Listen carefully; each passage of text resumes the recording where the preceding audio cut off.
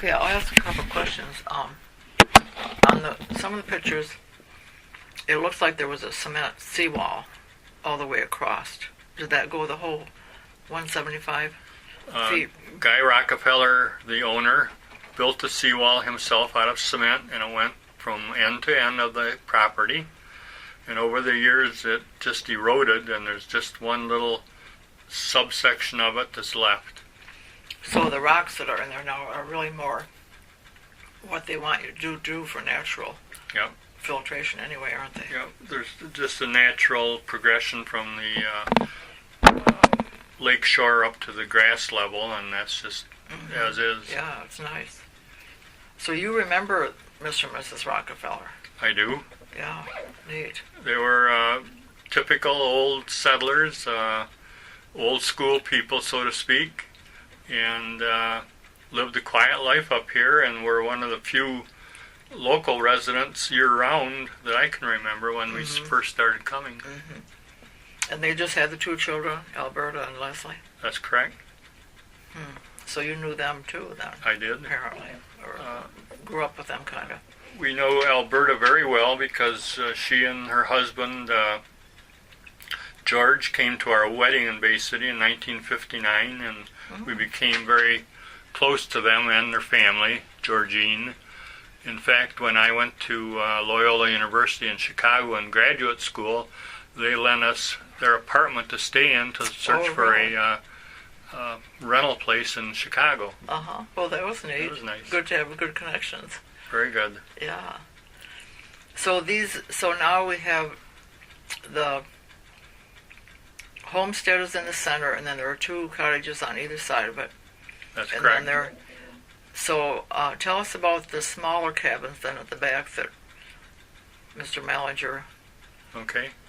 did. The last two cabins built were a log cabin in the center, and across from it, what is now my yellow guest cottage. A third cottage in the back was built in about 1952 to 55 by Joe Mallinger, who ran a local sawmill up the road. And he took 4 guest cottages, small overnight cabins really, from behind the resort, and dragged them with a horse and a team of horses and a skid, and put them together as the cottage that is now over there at the last corner of our compound, so to speak. All the cottages, by the way, were all named. One was named after the brother, Leslie. One was named Plainview. Mine was Fernwood. The master cottage was called Sheltering Pines, which was neat. obvious. Yeah. And that's the only one that was 2-story originally. That is correct. Yeah. Are they all nice knotty pine like this inside? When we started coming up here, all the cottages were stud walls and very, very Spartan inside, and they've all been remodeled. Mine was remodeled in about 1954, and my brother and I were in high school, and we helped stain it then. And all the cottages were fed from one well under the main cottage. Oh my goodness. Until people bought their own cottages and sunk their own wells. Where's the septic stuff? Some have their own septic, the old-fashioned kind, and some have remodeled it and put in a new septic. And originally they were just what they called dry wells, which was cement block square with boards over it where the effluent went in and dissipated into the ground. Yeah, we had one of those at Thomas. So, what year did you purchase this? I purchased my little yellow cottage in 1972, and this one in 1975 from Alberta Barber. So you've been coming up a long time then. Yep. Yeah. We rented the same 1 or 2 cottages all the years we rented during the 40s, 50s, and until my dad bought in 1955. Neat. So you really know this whole thing from ground up. I'm the old timer now. You are. Yes. So so I want to mention that right next door is the B&B Marina. Right. So has there always been a fence? And Uh, when did that come to nope. be? A little bit I can tell you about B&B. Bill Bedford Sr. started the marina after he got out of the Navy after World War II. And the cottage next door that was the basis for it was his mother-in-law's cottage. Oh. And as Bill started fixing motors and enlarging the property for purposes of being a small marina, it was my understanding that the his mother-in-law, couldn't stand all the activity anymore and vacated her place and allowed them to take it over. Oh, Bill and his wife. Bill Senior. Bill Sr. Because now it's Bill Jr.? The marina is now owned by Tom Bedford, which was one of his sons. Oh, okay. And he had a brother, Bill, that was in the marina business with him for a while, and a sister who didn't have any interest in it. Uh-huh. So it started small and grew by annually, something new added every year. Yeah. It's a big operation now, isn't it? It is. So I just want to mention, looking out the window, you are seeing a whole dock of pontoons that must be with the marina. That's And correct. On that side too. Yeah. So here on the Rockefeller Resort, each cottage now has their own dock. Each of the frontage cottages have their own dock, and my cottage in the back has access to my dock, and the cottage on the far end has a companion cottage in the back and has access to their dock. Oh, okay. So the log cabin in the middle is sort of isolated. With no real easement. No rights to No rights the to the lake frontage. Interesting. My goodness. Well, we're certainly happy to find out where this Rockefeller Resort was, because none of us town folks knew where that was. And quite a few of our members were born and raised here. Guy Rockefeller was a poor Rockefeller. He was a auto mechanic in Chicago when he came up here, and reputedly came to this property on a barge from the other end of the lake because there was no road. Most of this property being owned by the railroad. Sure. And he purchased it, we understand, from a lady that lived in Chicago that had bought a large swath of the frontage up here. That's how he apparently found this area from working in Chicago. So he was a pioneer. He was. Come up here and put all that together on his own. He was a good friend of Joe Mollinger, who was another pioneer that lived nearby. When you talked about being in the woods in the summertime, did you pick huckleberries? We picked huckleberries. We made lean-tos in the woods and stayed in one overnight during our younger years. And we were gone all day long from the cottage doing whatever we did as young kids. Isn't that wonderful? We had that freedom when we were kids. Yes. To go It's off. not there now. No, things have changed for sure. Okay, well, all these pictures that you've given us are so wonderful. And the cottages look so quaint. So it's just really nice to know about all this. And we've taken pictures now of what each building looks like today. So we're going to put those together with the old ones and show a then and a now. All the cottages had a toilet out on the back porch originally. A flush toilet? Flush toilet. And some of them didn't have showers. And as I say, they're very Spartan inside. They had a oil burner and a stove and a little refrigerator and a day bed to sleep on along with the beds in the bedrooms, but no carpet and no other conveniences. Did most of them have a front porch? Most of them had a screen-in front porch. That was the best part of the That was the best part, and every single one of them have been enclosed since then. Oh, okay. Yeah, that's what happens. Oh my gosh, but the old screened-in porch is such a neat old thing. Enjoyable. Yeah, for sure. For sure.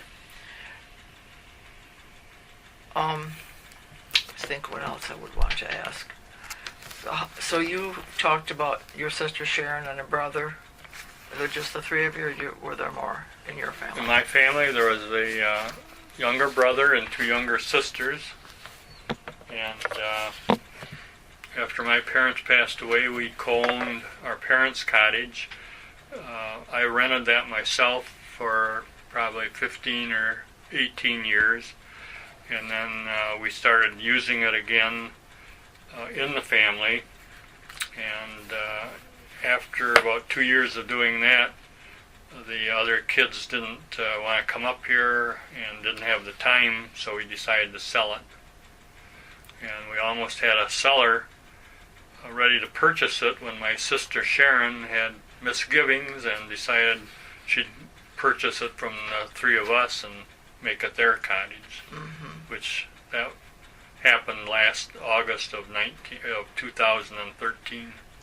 Oh, okay, so that's just quite recent. Okay, so what year did your parents pass?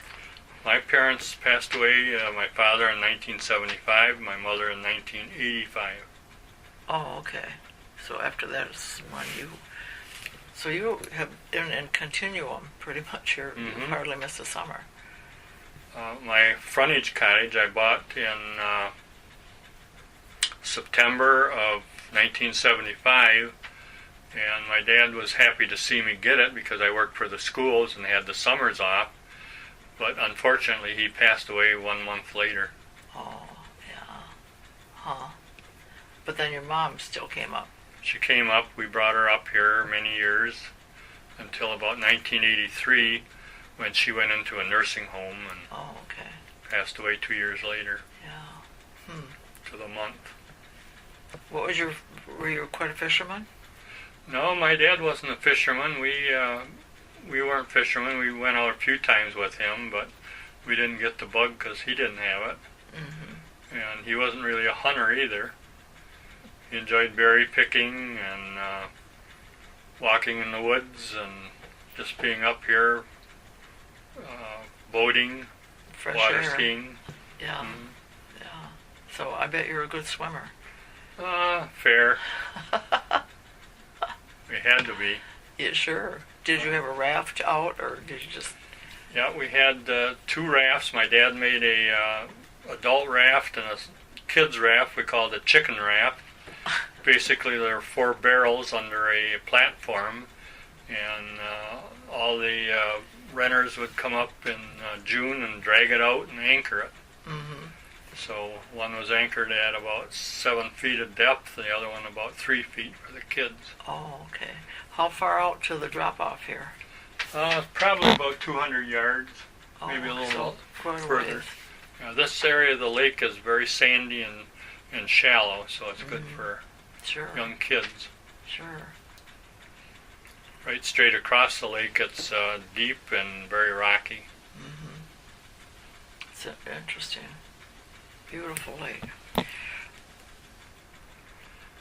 Anything else? I'm trying to think. Well, there's one little sidelight. Let's hear a sidelight. My brother and his cousin walked around the lake when they were teenagers, and it was in the local Roscommon paper because the editor lived down the way from us. The following week, my daughter and her cousin walked around the lake too, not to be outdone by the boys, and had that put in the paper. Good. So that Did they walk the shoreline or on the roads? On the shoreline as much as they could, and when they were shoot off the lakefront, they walked back on the road. For heaven's sake. So how long did it take them?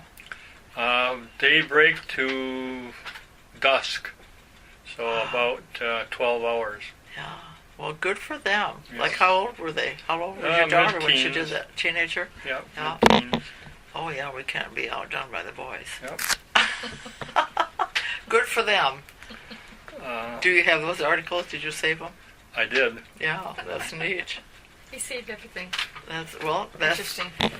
That's good, because otherwise we wouldn't have all this information. Truly, that is wonderful. Really, really wonderful. The only negative thing I can recall from this resort area is back in the 1940s.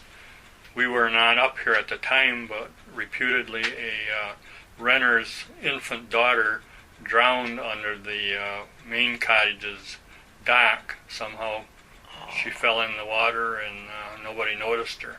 Oh. That's the only negative thing that I can think of that happened up here. Everything else was... What was, do you remember the name of the child? No, I don't. No. The lake has claimed a number of lives, for sure. Yes. For sure it has. Do you remember any particular storms? I remember the bad storm in the late or mid 1990s when power was out for 8 days along here. And I had renters at the time, and the renter was a nice older fellow, and he said, as long as I got cold beer, I'm all set. So he had 2 ice chests there to keep him happy. That worked. Oh, that's wonderful. That is wonderful.